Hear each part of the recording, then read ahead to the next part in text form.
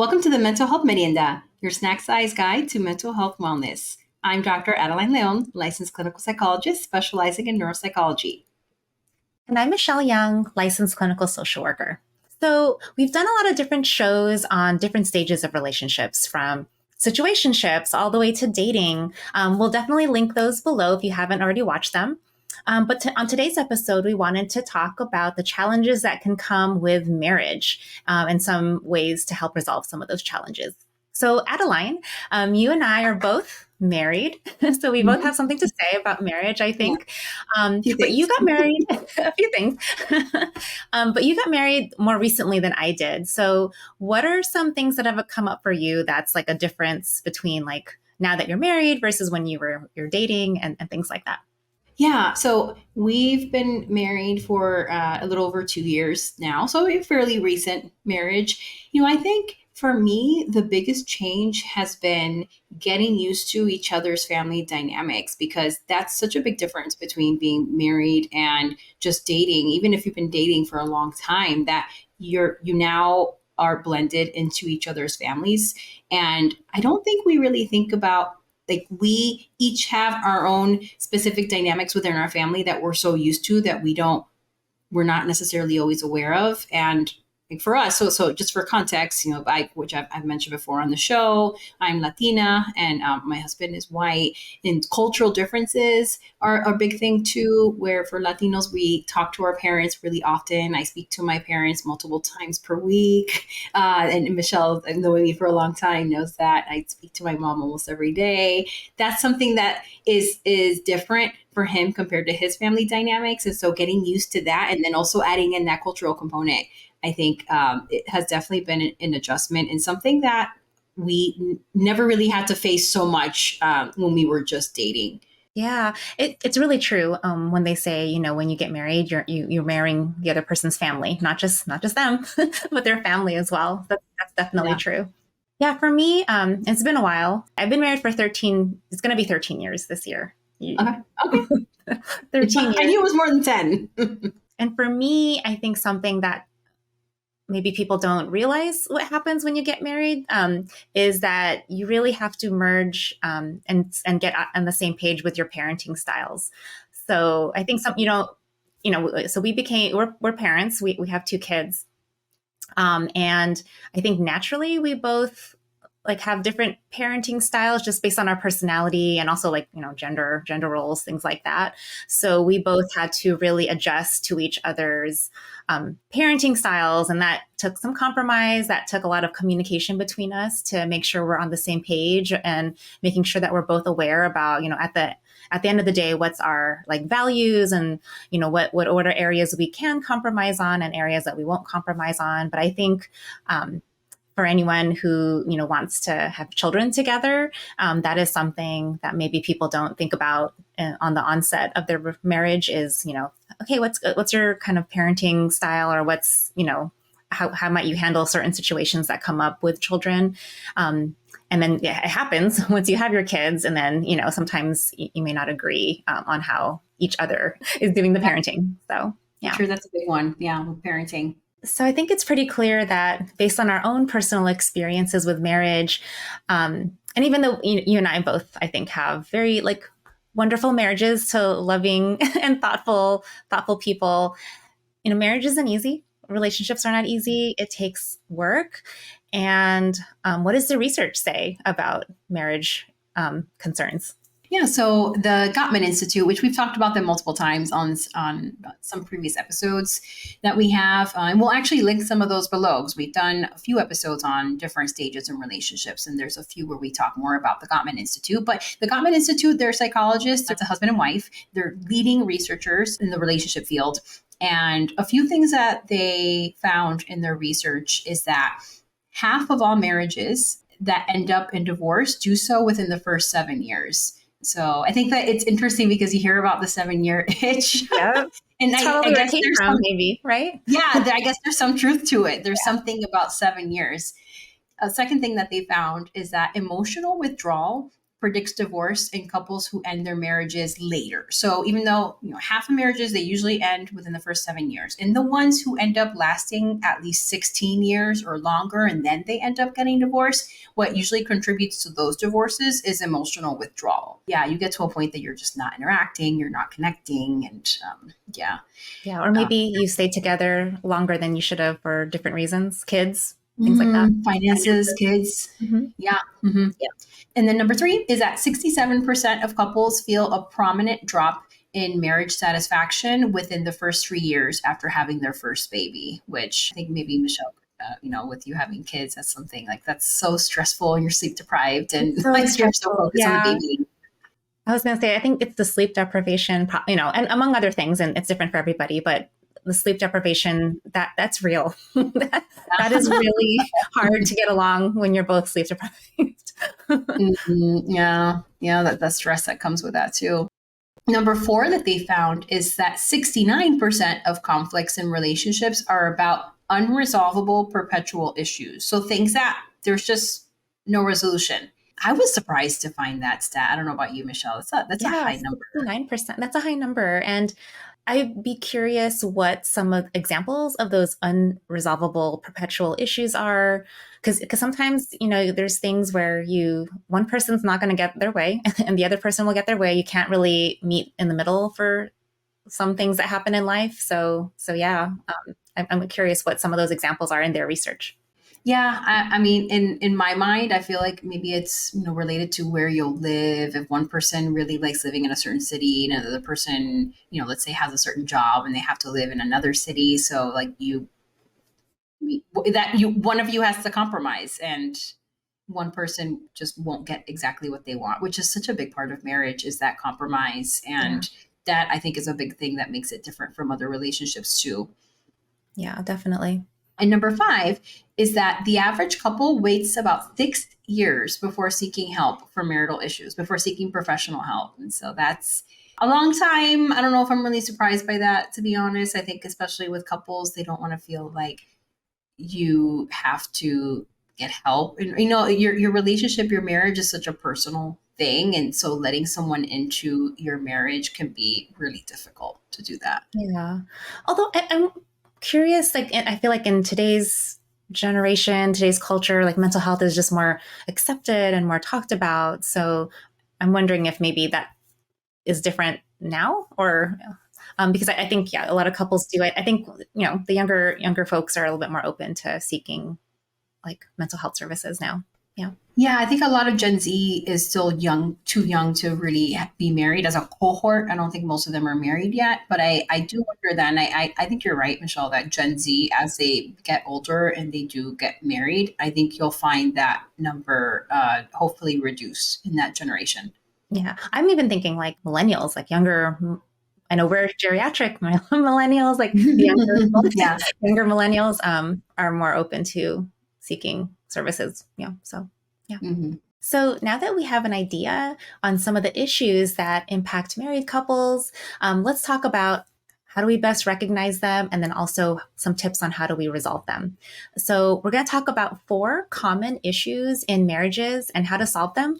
There's definitely not just 4 issues in marriages. There's a lot of things that couples may disagree on and have concerns with. But for this episode, we'll just focus on 4 probably fairly common ones and provide some ways to resolve those. Mm-hmm. And so lack of communication, lack of effective communication is a huge one. This really applies to any kind of relationship, honestly. So it's, when you think about communication, that's the foundation of a relationship. It's the foundation of a marriage. And so if you both can't communicate openly and in a healthy way, you'll run into problems. And so learning how to resolve conflict is a big part of healthy communication. We know from research that the first 3 minutes of a conversation predicts how the rest of the talk will go. So it's really, really important to start off on the right foot. And so, you can use what's called a gentle startup. We've referred to this in one of our other episodes, which we'll link that down below. But a gentle startup is saying things like, I feel, I find that, about this, and using I statements And having that dedicated check-in time, that's really, really crucial. And so instead of saying like, oh, you do this, or you never clean this, or you never clean that, or not saying anything about it, and just maybe you are upset and seething every time you get home from work and there's a mess in the living room and you don't say anything about it. Yeah. So that's a lack of communication. Yeah. Suffering in silence never helped anyone, especially in No, a no, relationship. not at all. Right? Yeah, Yeah. yeah. So there's that lack of communication, or you could have a lack of effective communication where, yes, maybe you're communicating that you're upset about the living room being messy, but you're saying it in a way where it's, you're always so messy, you never clean up. And so saying, I feel very stressed when I get home from work and the living room is messy. I feel very overwhelmed when I see that. What can we do to work on this, or how can we resolve this? And so when you are having those check in times, make sure that you are listening actively. So, active listening, that's a big thing that we talk about in the mental health field. And it means listening attentively, giving that person your undivided attention. So, you're not on your phone. That's such a big thing. You're really paying attention to what they're saying. And a good way to make sure that you're actually really processing what they're saying is that you can paraphrase what they said and confirm that it's really what they meant. And you'll find that sometimes when you do that, they'll actually tell you, actually, no, that's not what I meant. I actually meant this. And then that's a good way to really make sure that you're processing it correctly and that you're really interpreting what they're saying correctly. Yeah, there's so much miscommunication that can happen. Or you might be saying a sentence, but the other person's interpreting it differently. Like, oh, instead of maybe you said like, oh, you never, you didn't clean the house, and it makes me upset. But then they're hearing like, oh, like you're calling me a messy person, like you're like judging me, you're judging my character. So, or it could be like maybe someone's always said that they're messy, so it's kind of for them bringing up other other things. So yeah, that paraphrasing and confirming that that's what they meant is so key. Yeah, it really is. Another common marital issue is issues around intimacy. So this could be both physical and emotional intimacy. And intimacy is a reflection of your bond as a couple. So it's really important to make sure if there are any intimacy concerns that that's something that you resolve together as a couple. So sometimes what happens is, as time goes on over time, that connection can fade because maybe in the early stages of dating, it's new, it's fresh, you're all over each other or whatever. And then after some time, some of that excitement starts to fade a little bit. Or sometimes what happens is you might have a couples with mismatched desire. So maybe one person who, is more like physically affectionate or shows more physical type love than like someone who's a little bit maybe more reserved. So some things that you can do is to make sure that, especially for couples who have been together quite a bit of time, like myself, 13 years of marriage is a long time. Yeah. But one thing that couples can do is make sure to prioritize that quality time. So it takes effort, as we've said with marriage and in any relationship. So actively putting in the effort to spend time together, going on dates, spending that alone time when you're able to, if you're able to, make a romantic weekend trip, just anything where you're able to, again, prioritize that one-on-one time with each other so that you don't lose that bond and that is intimacy. I will say it is very easy as, we're getting older, we have kids or just life in general gets really busy. But it's really important to make sure that you're not letting those day-to-day responsibilities get in the way of that quality time, that bond, that intimacy that you're having with your partner. Yeah. And I'm sure that Michelle, that you and your husband can really speak to that because, having two kids, I know you have busy schedules and jobs and things that you're working on. And so really you have to go out of your way to make sure that remains a priority when you have so much going on and so many other things in your life and kids and everything. Yeah. And I think part of that, at least for us, is that we pay attention, like, hey, like it's been a while since we've gone out to dinner, just me and you, or it's, we haven't had a date in like months. I mean, I'll be honest, like it doesn't happen like every weekend. It's just not going to work out for our schedules. But I think one thing that helps is that we both notice when it's been a while, and then we'll actively do something about it. So, okay, so in 2 weeks, then we will go out to dinner, we'll check out some new restaurant, we'll get babysitters aligned and things like that. But it is about making that active effort and noticing when it's been some time and we need to, reconnect. And this is where you mentioned earlier, Adeline, communication. So again, communication is going to be the foundation here for all of these ways to improve some of these issues. But communication becomes really key here, because talking to each other and being comfortable enough to talk about intimacy concerns is really important. It's really important for both people to be open-minded, to not have any defensiveness, when we're talking about intimacy, because that could be something where, one person might become defensive.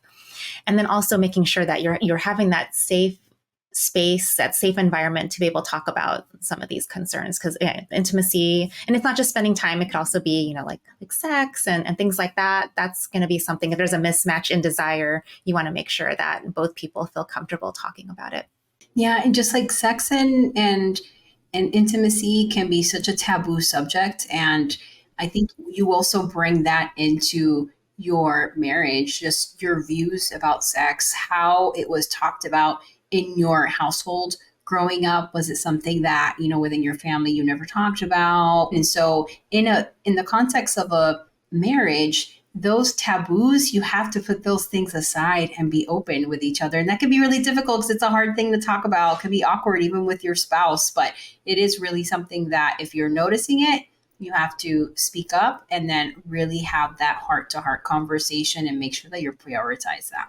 Yeah. And those gentle startups that you mentioned earlier are really helpful, because just kind of like coming out like hot, criticizing someone's, sexual desire or whatever, can make them shut down. Again, you want to create that open communication, that safe environment, so that you can talk about issues that maybe one person might be less comfortable with than the other. Mm-hmm. Yeah. And so number 3, when it comes to marriage issues, is financial tensions. Financial strain is a really, really big one. This can be so damaging to a marriage. And just a few examples of that, there's a lot of examples, is if you have unbalanced lifestyles where maybe one person is really flashy and buying expensive things and the other one is much more frugal. If you have unrealistic expectations about finances, so maybe one person expects you to save $100,000 and invest however much amount of money, and the other person is like, well, I don't think we make enough money to do that. Arguments over your savings and how much money one person makes or the other. If there's a significant difference in how much money the two of you make, that can also cause a lot of tension and stress. And so, people come into their marriages with different views about money, and kind of similar to what I mentioned just a couple minutes ago about sex, is that your views about money also come from how you grew up and how you learned how to manage money. And so some people, they learned from a young age to be very responsible and frugal, and others never learned those skills.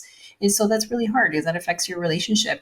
If you have different attitudes about money and spending habits and debt, maybe one person is okay with having a certain amount of credit card debt and the other person was raised to, that's a big no-no. You can never carry a balance on a credit card. That can cause a lot of issues, because now it's not just that this is your partner, it's that you are legally bound to this person financially. And that's a big thing that people don't talk about, is that marriage is also a financial agreement. It's not very romantic, but yeah, it really is. And it's also not just about the money, but there's like a whole psychology about like how you view money, how, it makes you feel. So if you might be someone who you're okay with carrying debt, it doesn't mean anything about you personally. But for some people, it could be like, oh, if I have debt, that means like that something's wrong. It's a negative thing. So it's not even just about like the money or the amount per se, but like the whole like psychology behind it. So yeah, it's a huge thing in a marriage to make sure you're aligned on those things. So what can you do about it when it comes to finances? The first thing, and you're going to notice a pattern in what we're saying, that we're going to keep mentioning communication because it's really important. So open and transparent communication about finances is key. So knowing upfront before you get married how you want to handle finances. So, do you want to have joint accounts? Do you want to have individual accounts? Do you want to have both? Full disclosure about what you have going on financially. So, especially if you have a major financial thing in your past, if you filed for bankruptcy, for example, that's a big thing. You want to make sure that you're really open and you disclose that to your partner before you get married, and knowing that each couple does what works for them. So if you know a couple that they have everything joint and they everything comes out of that one account, if that doesn't work for you, don't force that. If it's better for you to have your individual accounts, I pay these bills, you pay these, or I pay the mortgage and you send me a Zelle for half of it. Don't allow other couples and what they're doing to influence what works for you and your partner and your spouse. You decide between the two of you what works best for you. And just making sure that you support each other financially and also emotionally. Michelle, like you said, like that psychology of money is such a big thing. If someone is really worried about money and really stressed about it, the other person shouldn't be dismissive and say, oh, it's fine, we're doing fine, don't worry about it. It should be something that you acknowledge and that you really support that person through that stress. And why do they have that stress? Whether it's based in what your financial situation really is or not. And so, again, communication is big when it comes to this and really everything else in your marriage. Yeah, and I think it's really important too, just like not to hide any. Again, full disclosure, like you said, about your both parties' financial situations, because I think too, when you get blindsided, like, wait, what? You have how much in debt that you didn't tell me about? That can lead to a lot more conflict. So open communication, being honest, those are really important when it comes to finances. So the fourth issue with marriages that comes up would be blending each other's families, as you mentioned earlier, Adeline, and also parenting styles. We'll kind of just like lump this all under like family, blending Yeah. family and parenting styles. So one thing that's really important and something that I learned, about for myself when I got married was, your partner, when you get married, you guys become family. You guys blend together and become family. Like now your partner is your family, in a sense. Also, when you get married, you become a team. And I think that's a mentality that you have to really recognize and you have to kind of like shift. When you're dating, you guys are dating, but you have your own there's some separateness there. When you're married, those blend together. You become family, you become a team. So that's like something that we don't realize, I think, or at least I didn't realize. It's your nuclear family too. So like that's, I think, a very shift. For me, that was definitely a big shift in my perspective. Yeah. Right, right. So because of that, now when you make decisions as a team, you make a decision as a family. So with that in mind, anytime there's any conflicts between your partner and maybe, your family members, you have to decide together as a team how to handle that and putting your partner putting their needs in mind, not just dismissing like, oh, okay, no, well, my brother, said that about you, so I'm going to dismiss, what you said. So you really have to come together and talk about how to handle any conflicts with other persons in each other's family and stick with it. I know a common thing that happens with some people that people talk about is like, in-laws, like sometimes, people might not get along with their in-laws. I'm lucky. I love my in-laws. So luckily we didn't have that. Yeah. But if there is any, conflict there, you have to decide together as a family, as a team, how to handle that and make sure that you don't dismiss your partner. Another thing that people have to get on the same page on as a team is parenting decisions, right? So oftentimes what happens is when you become a parent, you kind of resort to the parenting style that you were raised with. That's usually what tends to happen for a lot of people, unless you make a conscious effort to do something different. So this is where, again, communication becomes an important factor. So if you're noticing that, you have a certain way of parenting and your partner's way of parenting is totally different, or maybe one person is harsh, the other person's a little bit more gentle, one person's more about strict discipline and the other person's a little bit more loose, that can cause a lot of stress and conflict in a relationship. You want to make sure when you're raising children that you're on the same page. And so making sure that, again, that you're having that open communication, it's not something taboo. It's not something that you suffer in silence, like, oh, there he goes again. Like he's yelling at the kids again. Oh, I hate when he does that. Like, no, if there is a problem, if you don't like, how one partner parents, that's something that you have to discuss together. Again, using those techniques earlier about a gentle startup, not saying like, you yell too much. You're a bad parent. Like you don't want to start off that way. Yeah, and it seems like to me, like with parenting, like what you said earlier, it's again goes back to being a team. So like you don't have to parent in identical ways, but making sure that you're consistent in the messaging that you're sending to your kids, where you're not kind of sending them mixed messages where, one child might say, oh, well, mommy said this, or oh, daddy said I can do this. Because then that you're not working as a team when it comes to being parents. Yeah. And that's a huge one, is just making sure like, okay, we are deciding that we're saying no. We're saying no to our child going to the movies on Friday night, whatever it may be.